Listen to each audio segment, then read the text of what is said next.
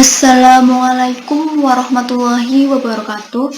Kami dari kelompok 7 yang beranggotakan saya Siti Muamalah, Nur Hasanah Atiko, Zahra Mufidah, Munsirin, dan Sulis Nur Abdillah akan mempresentasikan materi dengan judul Negara Hukum dan Penegakan Hukum yang Berkeadilan. Materi-materi yang akan dibahas: pertama, negara hukum. Submaterinya terdiri dari pengertian negara hukum, konsep negara hukum menurut sistem Eropa kontinental, konsep negara hukum menurut sistem Anglo-Sakson, konsep negara hukum menurut perumusan para juris Asia Tenggara dan Pasifik, dan makna Indonesia sebagai negara hukum. Materi yang kedua, penegakan hukum yang berkeadilan. Submaterinya terdiri dari pengertian penegakan hukum, konsep dan urgensi penegakan hukum yang berkeadilan, permasalahan penegakan hukum yang berkeadilan, aparatur penegak hukum, dan unsur-unsur penegakan hukum yang berkeadilan. Pengertian negara hukum. Terdapat beberapa istilah yang sering dipakai dalam arti yang sama dengan negara hukum. Di Amerika Serikat, lebih banyak digunakan istilah government under law. Di Jerman, lebih banyak dikenal dengan der Rechtsstaat, dan di Perancis digunakan istilah le principe de la légalité. Sedangkan paham Anglo-Sakson menggunakan istilah rule of law yang ternyata istilah ini kemudian menjadi lebih populer di kalangan negara-negara di dunia setelah istilah tersebut dimasukkan ke dalam Piagam Universal tentang Hak-Hak Asasi Manusia yang telah diterima oleh PBB pada tanggal 10 Desember 1948.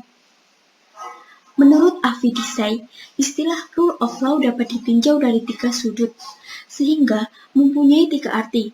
A.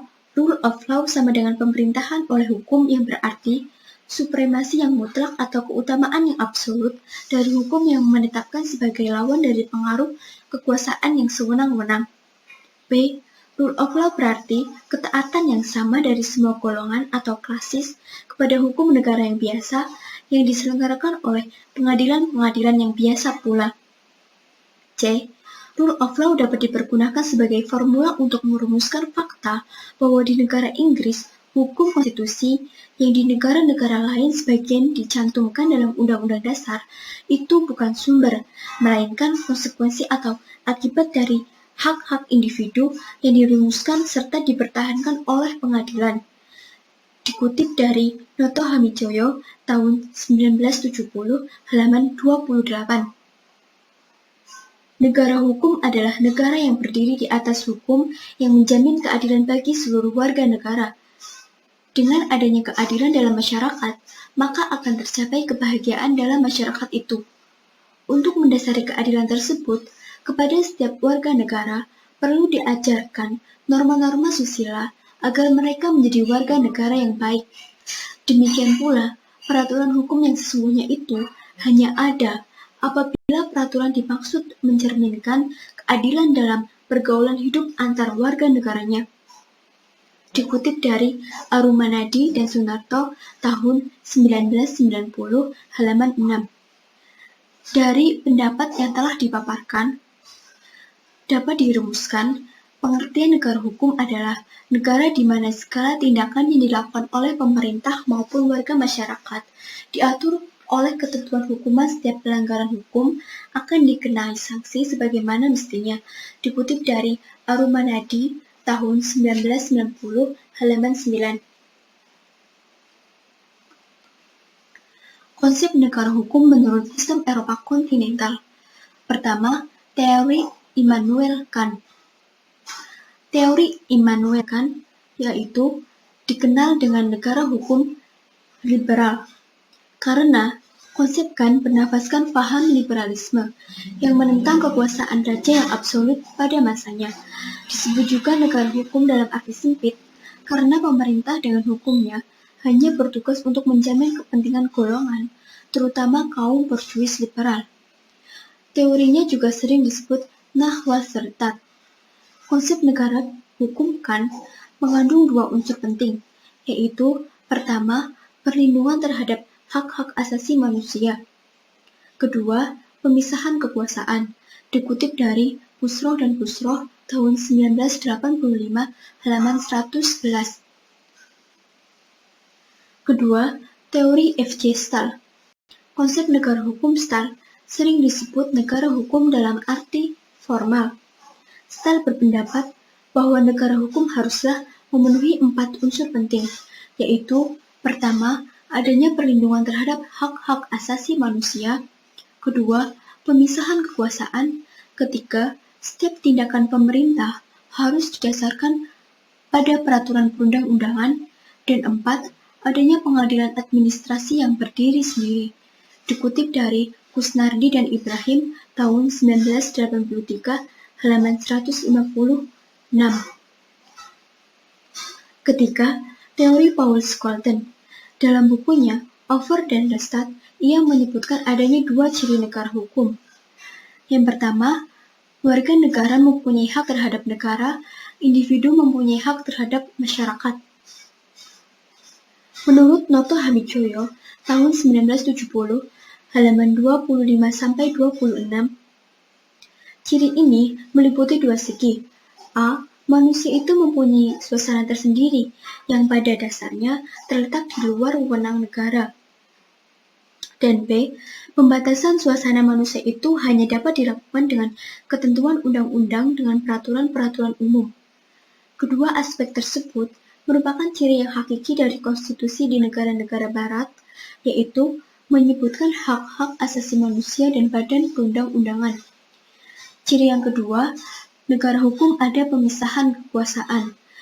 Artinya, dengan pemisahan kekuasaan, ada satu hal yang penting untuk diperhatikan, yaitu bahwa rakyat ingin turut mengambil bagian dalam perundang-undangan. Ya, saya Munzirin akan sedikit membahas tentang konsep negara hukum menurut sistem Anglo-Sakon. Konsep ini lebih dikenal dengan the rule of law, yang mengandung 3 unsur, yaitu yang pertama, supremacy of law, bahwa dalam suatu negara hukum mempunyai kedudukan yang tertinggi agar pelaksanaan kekuasaan pemerintah tidak menyimpang dari undang-undang, sehingga kekuasaan akan tunduk pada hukum, bukan sebaliknya. Yang kedua yaitu equality before the law, bahwa dalam negara hukum, kedudukan warga negara dan pejabat pemerintah adalah sama, tidak ada bedanya di muka hukum. Apabila tidak ada persamaan di muka hukum, maka memungkinkan orang yang mempunyai kekuasaan akan kebal hukum, sehingga akan menindas yang lemah. Yang terakhir yaitu human right, yang terutama ada 3, yaitu yang pertama, the right to personal freedom, merupakan hak kemerdekaan pribadi, berupa hak-hak untuk melakukan yang dianggap baik bagi dirinya tanpa merugikan orang lain. Kemudian yang kedua, the right to freedom of discussion, yaitu hak kemerdekaan berdiskusi untuk melahirkan pendapat dan kritik, dengan ketentuan harus pula bersedia mendengar serta memperhatikan pendapat dan kritik orang lain.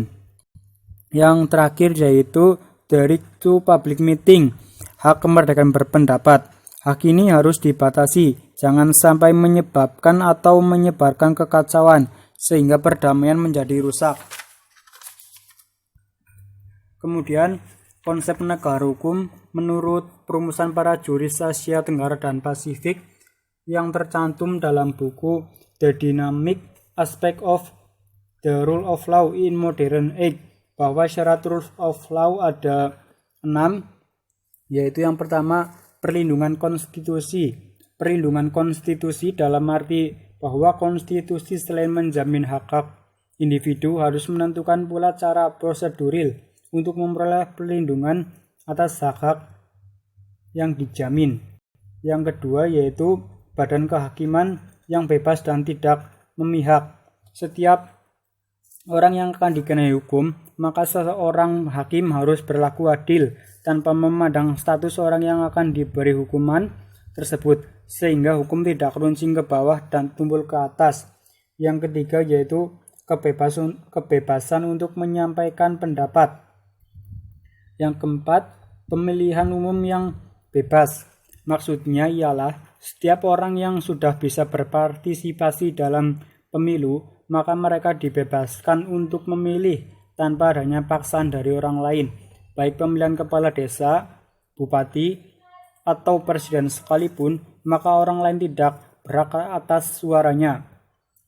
Kemudian yang kelima yaitu kebebasan untuk berserikat, berorganisasi, dan beroposisi. Kemudian yang terakhir yaitu pendidikan civic. Saya Sulis Nur Abdillah akan menjelaskan submateri tentang makna Indonesia sebagai negara hukum. Indonesia sebagai negara hukum adalah negara yang menegakkan supremasi hukum untuk menegakkan kebenaran dan keadilan dan tidak ada kekuasaan yang tidak dipertanggungjawabkan. Artinya, seluruh aturan yang telah diperundangkan tidak boleh dilanggar. Jikapun dilanggar, akan terkena sanksi. Demi menegakkan kebenaran yang bersifat keadilan, tidak tumpul atas dan tidak runcing ke bawah, atau tidak pandang bulu.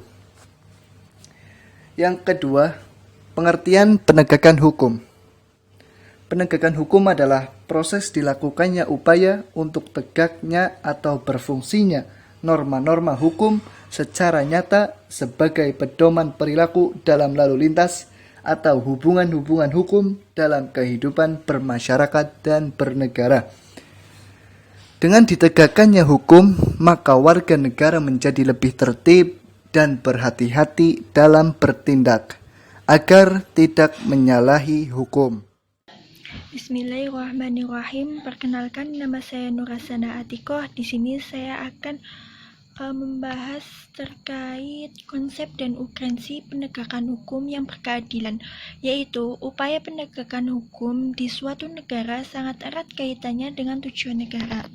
Ya, tujuan negara RI dapat kita temukan pada pembukaan Undang-Undang Dasar 1945, yakni pada alinea keempat, yang berbunyi untuk membentuk suatu pemerintahan negara Indonesia yang melindungi segenap bangsa Indonesia dan seluruh tumpah darah Indonesia, dan untuk memajukan kesejahteraan umum, mencerdaskan kehidupan bangsa, dan ikut melaksanakan ketertiban dunia yang berdasarkan kemerdekaan, perdamaian abadi, dan keadilan sosial. Ya, negara Indonesia pun memiliki indikator yang sama sebagaimana yang disebutkan, yakni 1. Melindungi segenap bangsa Indonesia dan seluruh tumpah darah Indonesia. 2. Memajukan kesejahteraan umum. 3. Mencerdaskan kehidupan bangsa. Dan 4. Ikut melaksanakan ketertiban dunia yang berdasarkan kemerdekaan, perdamaian abadi, dan keadilan sosial. Ya, next. Permasalahan penegakan hukum yang berkeadilan, yaitu ada 5 ya, bisa dilihat ada 5.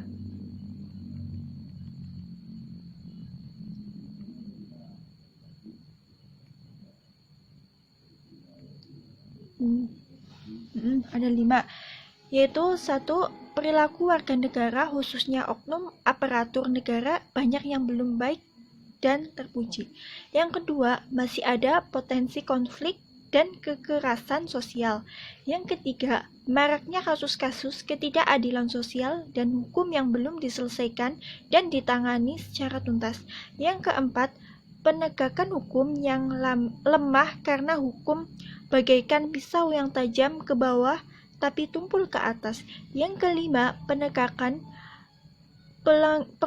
pelanggaran oleh wajib pajak atas penegakan hukum dalam bidang perpajakan. Mr. Mufida akan menjelaskan submateri tentang aparatur penegak hukum. Aparatur penegak hukum yang pertama, lembaga penegak hukum, kepolisian. Kepolisian negara ialah alat negara penegak hukum yang terutama bertugas memelihara keamanan dan ketertiban di dalam negeri. Kepolisian mempunyai wewenang menerima laporan atau mengadukan dari seseorang tentang adanya tindak pidana, mencari keterangan dan barang bukti, menyuruh berhenti seseorang yang dicurigai dan menanyakan serta memeriksa tanda pengenal diri. Mengadakan tindakan lain menurut hukum yang bertanggung jawab atas perintah penyidik, penyelidik dapat melakukan tindakan berupa penangkapan, pemeriksaan, dan penyitaan surat, mengambil sidik jari, dan memotret seseorang, membawa dan menghadapkan seseorang pada penyidik. Kejaksaan. Dalam Undang-Undang Nomor 16 Tahun 2004 tentang Kejaksaan Republik Indonesia Pasal 1 dinyatakan bahwa jaksa adalah pejabat fungsional yang diberi wewenang oleh undang-undang untuk bertindak sebagai penuntut umum dan pelaksanaan putusan pengadilan yang telah memperoleh kekuatan hukum tetap serta wewenang lain berdasarkan undang-undang. Jadi, kejaksaan adalah lembaga pemerintahan yang melaksanakan kekuasaan negara di bidang penuntutan. Kehakiman. Kehakiman merupakan suatu lembaga yang diberi kekuasaan untuk mengadili. Adapun hakim adalah pejabat peradilan negara yang diberi wewenang oleh undang-undang untuk mengadili. Yang kedua, lembaga peradilan hukum. Peradilan agama. Peradilan agama bertugas untuk berwenang memeriksa perkara-perkara di tingkat pertama antara orang-orang yang beragama Islam di bidang perkawinan, kewarisan, wasiat, dan hibah yang dilakukan berdasarkan hukum Islam, wakaf, dan sedekah. Peradilan militer. Wewenang peradilan militer merupakan Undang-Undang Darurat Nomor 16 Tahun 1950 yang telah diperbaharui menjadi Undang-Undang Nomor 31 Tahun 1997 tentang peradilan militer adalah memeriksa dan memutuskan perkara pidana terhadap kejahatan atau pelanggaran. Peradilan Tata Usaha Negara. Peradilan tata usaha bertugas untuk mengadili perkara atas perbuatan melawan hukum yang dilakukan oleh pegawai tata usaha negara. Yang kedua, tentang unsur-unsur penegakan hukum. Yang pertama, keadilan. Keadilan merupakan unsur yang harus diperhatikan dalam menegakkan hukum, artinya bahwa dalam pelaksanaan para aparat penegak hukum harus bersikap adil. Kemanfaatan. Hukum harus bermanfaat bagi manusia. Oleh karena itu, pelaksanaan hukum atau penegakan hukum harus memberi manfaat atau kegunaan bagi manusia. Yang ketiga, kepastian hukum. Kepastian hukum artinya penegakan hukum pada hakikatnya adalah perlindungan hukum terhadap tindakan sewenang-wenang. Adanya kepastian hukum memungkinkan seseorang akan dapat memperoleh sesuatu yang diharapkan. Sekian dan terima kasih presentasi dari kelompok kami. Kurang dan lebihnya kami mohon maaf. Wassalamualaikum warahmatullahi wabarakatuh.